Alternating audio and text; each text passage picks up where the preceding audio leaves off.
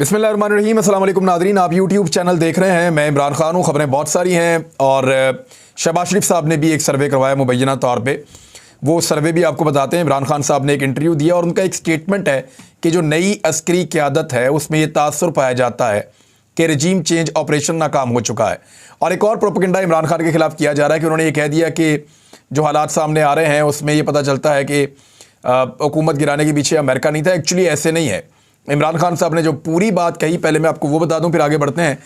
इमरान खान साहब ने जो कहा, क्योंकि अंग्रेजी में उन्होंने इंटरव्यू दिया है तो उसका मैं आपको मतलब बता देता हूं। एक्चुअली वो जो कहना चाह रहे हैं, जब वो कह रहे हैं, क्योंकि मैंने उसके बाद बात की फवाद चौधरी से भी और इमरान खान साहब के साथ जो लोग मौजूद हैं उन्होंने पूछ के मुझे बताया भी। इमरान खान साहब का ये मानना है कि अमेरिका का साइफर जो आया वो तो एक हकीकत है और अमेरिका ये चाहता था कि इमरान खान की हुकूमत ख़त्म हो, लेकिन अमेरिका की सोच इमरान खान के बारे में जो ख़राब की वो जनरल बाजवा ने की। यानी अमेरिका की कोई ज़ाती ख्वाहिश नहीं थी कि इमरान खान को निकाला जाए। अमेरिका कोई ज़ाती तौर पे नहीं चाहता था कि इमरान खान से उनकी कोई दुश्मन है या उनकी कोई दुश्मनी है इमरान खान से। हुआ ये था कि जनरल कमर जावेद बाजवा साहब ने इस किस्म की लॉबिंग करवाई थी अमेरिका में, जिससे वो ये साबित करते रहे कि जनरल कमर जावेद बाजवा बहुत अच्छे हैं और इमरान खान बहुत बुरे हैं अमेरिका के बारे में। उसके बाद अमेरिका में ख्वाहिश पैदा की गई कि यह साइफर आया। ये है पूरा लुब्बे लुबाब जिस पे इमरान खान साहब बात कर रहे हैं। अब इमरान खान साहब अगर कहते हैं कि फलां आदमी रिजीम चेंज का हिस्सा था तो कहते हैं लो जी अब इस पे इल्ज़ाम लगा दिया। इमरान खान साहब कहते हैं अगर वो आदमी रिजीम चेंज का हिस्सा था, लो जी अब उस पर इल्ज़ाम लगा दिया। इमरान खान साहब कहते हैं कि अमेरिका हिस्सा था तो कहते हैं लो जी बाकियों से उठ गया। ऐसा नहीं है। रिजीम चेंज ऑपरेशन जब होता है तो बहुत सारे किरदार मिलकर काम करते हैं, पूरा ऑर्गेनाइज तरीके से ऑपरेशन होता है, तभी तो वो कामयाब होता है। वैसे इमरान खान साहब को अब लगता है कि रिजीम चेंज ऑपरेशन नाकाम हो चुका है और नई अस्करी क़यादत में यह तासुर पाया जाता है।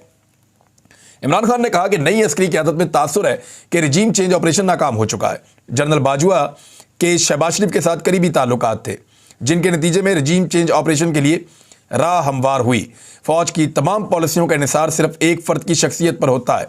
हमारी हुकूमत और जनरल बाजवा के माबैन मुस्बत ताल्लुकात के नतीजे में हमें पाक फ़ौज की मुनज़्ज़म हमायत हासिल रही। हुकूमत और अस्करी इदारे की मुश्तरका कोशिशों से कोरोना वायरस का बेहतरीन अंदाज में मुकाबला किया गया। इमरान खान ने कहा कि अवाम की मुंतखब करदा हुकूमत के पास ज़िम्मेदारी के साथ साथ इख्तियार भी होना चाहिए। हमने दोनों को अलहदा नहीं रखा। देखें आप इमरान खान का ज़र्फ़ देखें आप, वो जब भी कभी कोई अपनी कामयाबी गिनवाते हैं तो वो कहते हैं कि फ़ौज मेरी इस कामयाबी में बराबर की हिस्सेदार है। यानी वो हमेशा ये कहते हैं कि जनरल बाजवा जिस फ़ौज को कमांड कर रहे थे, चाहे कोरोना वायरस से लड़ाई हो, चाहे टिड्डी दल से लड़ाई हो, चाहे दीगर मामलात हों, हर चीज़ के अंदर फ़ौज ने एक अच्छा रोल प्ले किया है।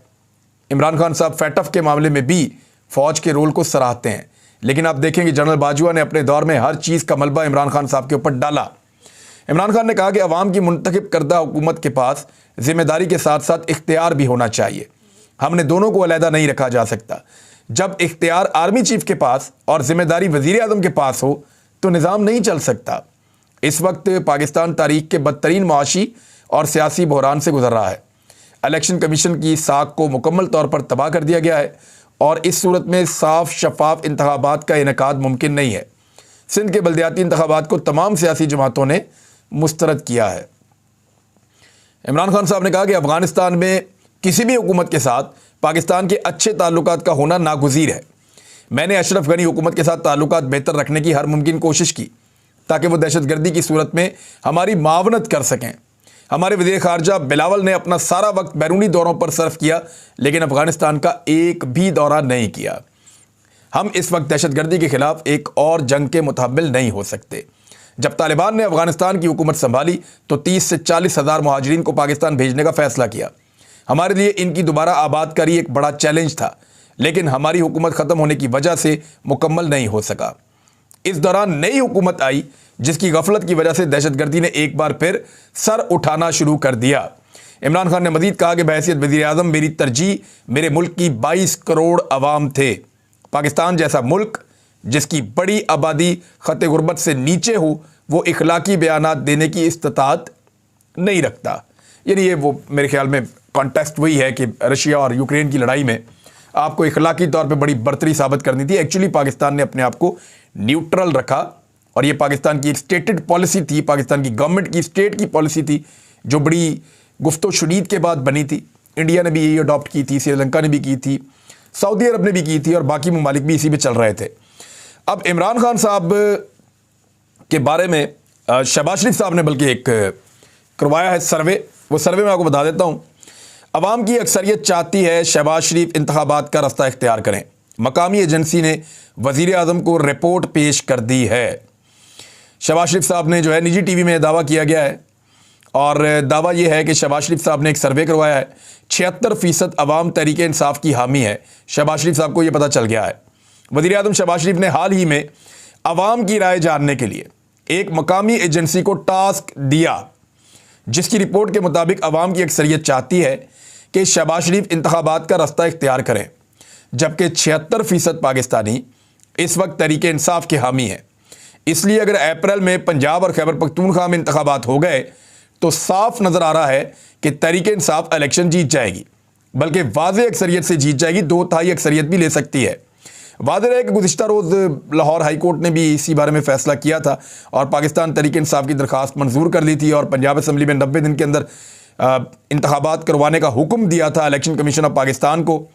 तो पाकिस्तान तहरीक इंसाफ के सरबराह इमरान खान साहब ने इस पर बड़ा मुस्बत रद्द-ए-अमल दिया। उन्होंने कहा जी कि अदालतें ही इंसाफ देती हैं और अदालतों को इमरान खान साहब ने सराहा है। लेकिन दूसरी जानिब मरीम नवाज साहबा ने अदालत के ऊपर अटैक कर दिया है। उनके सोशल मीडिया ने भी अदालतों के ऊपर अटैक कर दिया है। यानी मरीम नवाज ने कहा इमरान खान के लिए एक तरफ जनरल रिटायर फैज़ और दूसरी तरफ बाबा रहमता मौजूद था। बाबा रहमता कहते हैं साबिक chief justice of Pakistan Saqib Nisar साहब को, और उनके इस नाम से PMLN वाले बार बार पुकारा करते थे। तो PMLN जो है वो अब उन्होंने कुछ इस तरह के पोस्टर्स बनाए हैं, कुछ इस तरह की पोस्ट की हैं कि वो मुअज़्ज़िज़ अदलिया के जज साहिबान को और उनकी फैमिलीज़ को तनकीद का निशाना बना रहे हैं। मुस्लिम लीग नून को जब जब फैसला अपनी मर्ज़ी का मिलता है तब तब उन्हें लगता है कि कानून की हुक्मरानी है, लेकिन जब जब उनको फैसला अपनी मर्ज़ी का नहीं मिलता तब तब उन्हें लगता है कि कानून की हुक्मरानी नहीं है, बल्कि ये कोई और चक्कर चल रहा है।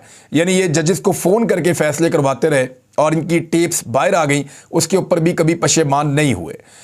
इनके लिए जजेस ने आउट ऑफ द वे जाके बड़े बड़े अजीब फैसले दिए। लेकिन सूरत-ए-हाल एक दिन तो ये बन गई कि नवाज शरीफ साहब को 50 रुपए के स्टाम्प के ऊपर जेल से निकाल कर वो सजा काट रहे थे, मुलजिम नहीं थे, मुजरिम थे, पाकिस्तान से ही बाहर भिजवा दिया।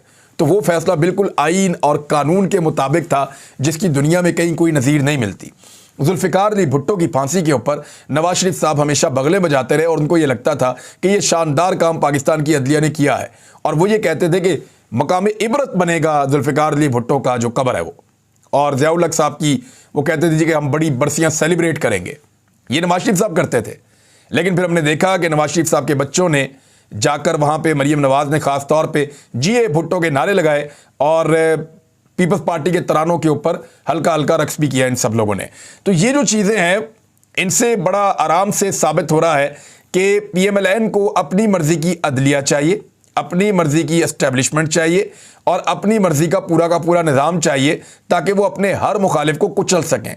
मेरी इत्तला के मुताबिक मरीम नवाज साहिबा ने कुछ चीज़ों पर कमांड शुरू की है और वो करने ये जा रही हैं कि कुछ भी करके उन तमाम आवाज़ों को बंद किया जाए फ़िलहाल सूबाई असम्बलियों के इलेक्शन के लिए, जिन आवाज़ों से उनको ख़तरा है, और उसकी तैयारी की जा रही है। बहरहाल दूसरी तरफ वो आवाज़ें भी अपना बंदोबस्त करेंगी और मामला इतने आराम से कंट्रोल में तो नहीं आएगा। नवाज शरीफ की शर्त है कि इलेक्शन से पहले इमरान खान को नाअहल करो। इमरान खान साहब ने दोबारा कहा है, और इमरान खान साहब ने यह भी बताया था कि बाकायदा तहरीरी तौर पे नवाज शरीफ साहब को एक बहुत ताकतवर शख्सियत ने यह वादा करके दिया हुआ है हल्फन कि इमरान खान साहब को नाअहल भी किया जाएगा और उन्हें गिरफ्तार भी किया जाएगा। इमरान खान ने अपने खिताब में कहा कि पाकिस्तान बहुत नाजुक मोड़ पर आकर खड़ा हो गया है। वैसे पाकिस्तान तो हमेशा ही नाजुक मोड़ पे है। अगर दुरुस्त फैसले ना किए गए तो मुल्क को बड़ा नुकसान होगा। खुशहाल ममालिक में सिर्फ कानून की हुक्मरानी होती है। इमरान खान ने कहा कि अदालतों का काम कमज़ोर और ताकतवर के साथ यकसां सलूक करना होता है। ताकतवर हमेशा अपने आप को कानून से बालातर समझते हैं। पैसा बचाने के लिए कानून पर अमल दरामद नहीं किया जा रहा। ये लोग चाहते हैं कि किसी तरह सिर्फ पैसा बच जाए। बदकिस्मती से इनको NRO मिला है और जनरल बाजवा ने NRO दिया है। वैसे जनरल बाजवा ने जो इस कौम के साथ किया है, आप जब भी कभी सर्वे करवाएंगे तो जनरल बाजवा के खिलाफ लोगों का रद्द-ए-अमल आएगा, और जनरल रिटायर बाजवा ने लोगों की उमंगों के साथ, लोगों की उम्मीदों के साथ खिलवाड़ किया इस मुल्क में, और बंद कमरों के अंदर उस किस्म के फैसले हुए हैं एस्टेब्लिशमेंट की जानिब से जो लोगों को मंजूर नहीं है, और उन फैसलों के खिलाफ अब तक ये कौम डटी हुई है, इसीलिए इंतखाबात नहीं होने दिए जा रहे। मरीम नवाज साहिबा ने एक और एतराफ़ किया है। वो तमाम लोग जिन्होंने मरीम नवाज के लॉन्ग मार्च में शिरकत की थी, महंगाई मार्च में, गुज़िश्ता साल, 1 साल पहले की बात है, मरीम नवाज ने और शहबाज शरीफ ने और हमजा शहबाज ने, शहबाज शरीफ तो खुद नहीं आए थे लेकिन हमजा शहबाज और मरीम नवाज गए थे और बाकी लोग पार्टी के सारे मौजूद थे। शहबाज शरीफ साहब ने उसकी पूरी सपोर्ट की थी। महंगाई मार्च इन्होंने किया था और लॉन्ग मार्च लेकर इस्लामाबाद गए थे। अब इमरान खान साहब ने इनको आने दिया था, नहीं रोका था, जबकि राणा सनाउल्लाह साहब हमेशा वहाँ पे कंटेनर्स लगाकर, डंडे लेकर, आंसू गैस लेकर पुलिस को, पूरे निज़ाम को खड़ा कर देते हैं कि किसी पॉलिटिकल पार्टी के कारकुन इस्लामाबाद में ना घुसें। बहरहाल मरीम नवाज साहिबा ने अब जिन लोगों ने उनके साथ लॉन्ग मार्च में महंगाई के खिलाफ शिरकत की थी, उन सबको चाहिए कि मरीम नवाज साहिबा से पूछें कि वो महंगाई उस वक्त तो बहुत कम थी, आपने हमसे लॉन्ग मार्च करवा दिया, और आज जब महंगाई बहुत ज़्यादा है तो अब क्या करना है। मरीम नवाज का स्टेटमेंट सुन लें और ख़ुद ही फैसला करें कि अब क्या करना है। महंगाई से रिलीफ का कोई इम्कान नहीं है। शहबाज शरीफ दिन रात मेहनत कर रहे हैं, बस ये कौम को बताना था। मरीम नवाज ने कहा कि हम ये नहीं कहते कि महंगाई नहीं है, करीब करीब कोई रिलीफ का इम्कान भी नहीं है, मुमकिन नहीं है कि महंगाई कम की जा सके, महंगाई अब रहेगी और मुस्तकबिल करीब में महंगाई रहेगी। शहबाज शरीफ दिन रात मेहनत कर रहे हैं और शहबाज शरीफ ने जिम्मेदारी दी है, नवाज शरीफ ने मुझे जिम्मेदारी दी है, शहबाज शरीफ ने मुझे जिम्मेदारी दी है, मेरी सर्जरी थी और ये जिम्मेदारी सौंप दी गई। सबकी मशावरत के साथ नवाज शरीफ ने मेरे कन्वेंशन का पूरा प्लान खुद तरतीब दिया, मेरी वापसी की तारीख का फ़ैसला भी नवाज शरीफ ने किया। यानी अब मरीम नवाज साहिबा ये भी सफाइयाँ देनी पड़ रही हैं क्योंकि पार्टी के अंदर इख्तलाफात पैदा हो चुके हैं। शाहिद खाकान अब्बासी साहब करीब करीब पार्टी छोड़ चुके हैं, उन्होंने इंदिया भी दे दिया है। मैं आपको वो खबर भी पढ़ के सुना देता हूँ, लेकिन पहले ये मरीम नवाज वाली जो मामला है इसको कर लें। मेरी सर्जरी हुई तो लंदन में 4 माह लग गए। अपोजिशन के दौर में आपके पास वक्त होता है, इस वक्त हमारा बयानिया भी मजबूत था और 4-5 साल हमारे बहुत मुतहर्रिक गुजरे हैं। अब मरीम नवाज साहिबा जो हैं वो खासी फ्रस्ट्रेशन तो है क्योंकि लोग इकट्ठे नहीं हो पा रहे। अब लोग कहाँ इकट्ठे हो रहे हैं ज़रा ये भी आप देख लें। ये मैं आपको एक मंजर दिखा रहा हूँ, ये मालाकंड का है। अच्छा, ये जो टूल प्लाजा है ना, ये बहुत दूर है मालाकंड से, काफ़ी दूर जाके है, ये स्वात में नहीं है, ये काफ़ी मोटरवे के पास है। यहाँ पे बहुत बड़ी तादाद में लोग मुराद सईद को रिसीव करने के लिए आ गए और अपने साबिक वज़ीर आला को रिसीव करने के लिए आ गए। लोगों को बुलवाया नहीं गया था। इतनी बड़ी तादाद में लोगों का हुजूम देखकर कैमरामैन, मीडिया वाले सब हैरान रह गए कि ये क्या हो गया। और उसके बाद जब मुराद सईद साहब अपने कागजात नामजदगी जमा करवाने के लिए गए, क्योंकि उन्होंने ज़िमनी इलेक्शन लड़ना है जहाँ से उनका इस्तीफ़ा मंजूर किया गया है, तो ज़रा ये मनाजिर आप देखिए। आज तक पाकिस्तान की तारीख में किसी शख्स के कागजात नामजदगी जमा करवाते वक्त इतना बड़ा हुजूम नहीं देखा गया जितना बड़ा हुजूम मुराद सईद के साथ देखा गया है। यानी मरीम नवाज जब से पाकिस्तान वापस आई हैं, उनका एयरपोर्ट पे इस्तकबाल, बहावरपुर, मुल्तान, ये जितने खैबर पख्तूनख्वा के कुछ इलाके, जहाँ जहाँ मरीम नवाज गई हैं, उस सारी अवाम को आप इकट्ठा करें तो वो मुराद सईद के कागजात नामजदगी जमा करवाते वक्त जितने लोग आए हैं वो उससे भी कम है। यानी ये है इस वक्त मकबूलियत का आलम कि एक मुराद सईद, एक कल का सियासतदान, वो पाकिस्तान के सबसे पुराने और बड़े सियासी ख़ानदानों में से एक ख़ानदान के चश्मो चराग, और इस वक्त जो पार्टी हुकूमत में है उन सबको चैलेंज कर रहा है, वो अकेला निकलता है तो इतनी बड़ी तादाद में लोग उसके साथ चलते हैं कि दूसरी पॉलिटिकल पार्टीज़ की लीडरशिप भी उतने बंदे इकट्ठे नहीं कर पाती। और ना वो इन लोगों को खाना खिलाता है, ना वो इन लोगों को नोट देता है, ना वो इन लोगों को गाड़ियों में भर के लाता है, ना वो इन लोगों को कोई लालच देता है। और मुराद सईद जो है वो बड़ा स्ट्रेट फॉरवर्ड सा आदमी है, लेकिन इसके बावजूद इतनी बड़ी तादाद में लोगों ने आकर साबित किया कि वो किसके बयानिए के साथ खड़े हैं और किस हद तक खड़े हैं। अब आ जाए, शाहिद खाकान अब्बासी साहब ने नून लीग छोड़ने का इंदिया दे दिया। मुस्लिम लीग नून के मरकजी रहनुमा शाहिद खाकान अब्बासी एक बार फिर फट पड़े हैं और मरीम नवाज को पार्टी सदर बनाए जाने की सूरत में नून लीग छोड़ने का इंदिया दे दिया है। फ्यूचर में होगा तो यही कि मरीम नवाज को पार्टी का सदर बना दिया जाएगा और फिर शाहिद खाकान अब्बासी साहब को नून लीग छोड़नी पड़ेगी। और अगर ना भी बनाया गया तो मरीम नवाज ही पार्टी को अब सदर बनाए या ना बनाए, एक्चुअली वही मालिक हैं इस वक्त, क्योंकि ये उनकी फैमिली की पार्टी है और फैमिली के अंदर विरासत के साथ साथ चल रही है। तो कल इसके मालिक जो हैं नवाज शरीफ साहब थे और उनके वालिद थे, फिर शहबाज शरीफ भी मालिक बन गए, फिर हमजा शहबाज भी मलकियत में आ गए, अब मरीम नवाज़ को इसकी मलकियत ट्रांसफ़र हो जाएगी और कल जुनैद सफदर या आगे किसी और बच्चे को ये चली जाएगी पार्टी। तो ये ख़ानदान की पार्टी है, इसकी मलकियत ऐसे ही डिलीवर होती चली जाएगी और इससे शाहिद खाकान अब्बासी साहब को गिला नहीं करना चाहिए। अब मैं पाकिस्तान के वज़ीर दिफा के बारे में आपको एक चीज़ बताऊँगा।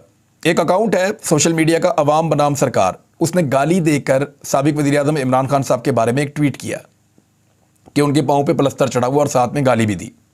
और पाकिस्तान के जो वज़ीर दिफा हैं ख्वाजा आसिफ साहब, उनकी ज़हनी हालत इतनी पतली हो गई है और हालात यहाँ तक पहुँच गए हैं कि उनको अपनी शिकस्त नज़र आ रही है और ये गुस्सा उनसे अब कंट्रोल नहीं हो रहा। तो उन्होंने अब ट्वीट क्या किया कि इसकी टांग से प्लस्तर उतार कर इसके मुँह पर प्लस्तर चढ़ाना चाहिए। गुफ्तगू में इतने फ्रैक्चर आ चुके हैं कि इसका नज़रिया, बयानिया या एजेंडा माजूर हो चुका है। अब ख्वाजा आसिफ इस लुच्चड़ लेवल पे क्यों पहुंच गए और उनकी ज़हनी हालत इस जगह पर क्यों है, इसका अंदाज़ा आपको इलेक्शन में हो जाएगा। अब तक के लिए इतने ही, अपना ख्याल रखिएगा, अपने चैनल का भी। अल्लाह हाफ़िज़।